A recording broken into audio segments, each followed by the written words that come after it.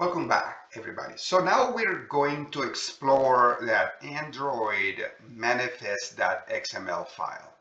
And we're going to do by using a text editor. It's one that is very common. It's very easy to use. I think we used it in one of the previous, when I was introducing you to Linux, I used it. So it's called Nano. So Nano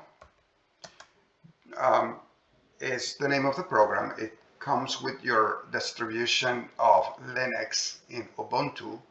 So you put the name of the program and then the name of the file. Is that Android Manifest, which is in the subdirectory that we are pointing to already. You gotta be careful when you do all of this in Linux, especially when you're using the terminal. When you're using the terminal, it's so important that you are aware of which subdirectory you're pointing to, because whatever you're doing is going to be looking for certain files.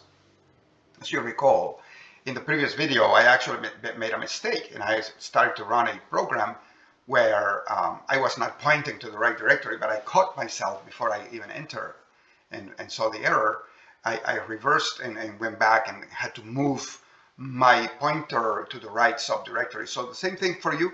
When you run this Android manifest, you make sure that you are inside that simple app lowercase that we created and that other subdirectory called simple app, the same name, but this time it has uppercase, simple uppercase app, which was created for us when we run this java-jar, etc., apktool.jar. It created this subdirectory. And inside that subdirectory, simple app with uppercase for simple, uppercase for app, there is a file called AndroidManifest.xml. So you can look it up online, your favorite search engine, and ask about information about AndroidManifest.xml. You're going to find all kinds of information, and let's explore it ourselves right now. So nano Android manifest.xml, enter. So there we see that it has all kinds of information about user permissions, all kinds of little switches here. And I go further down, and there is a section here called application. When I look at that, I see that there is only one activity underneath, and that activity is the main simple action. Let's go to the right so we can see. Simple app activity. Simple app activity. And it has an action called main and a category launcher. So now we know more about this simple app.apk that we did not know about. All we did is we had the apk file with us. Then we ran that java apktool.jar command that created this subdirectory, and it created the Android manifest XML. So now we can explore, and if we're smart enough, we may be able to learn about how this app runs.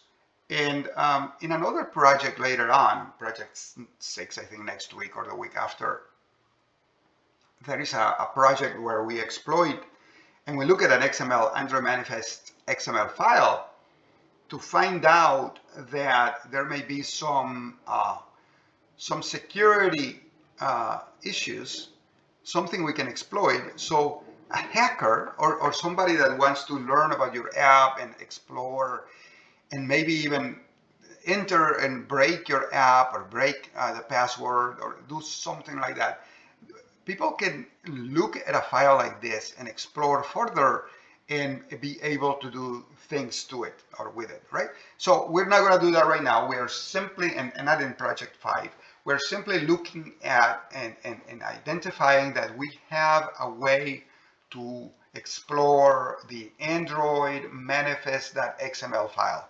And that's pretty amazing. That is something else. So to exit, I do Control X and I'm back. Since I didn't make any changes, it takes me out immediately. So that's it. We were able to explore the AndroidManifest.xml file. We'll come back with another video and more information on this reverse engineering. Talk to you later.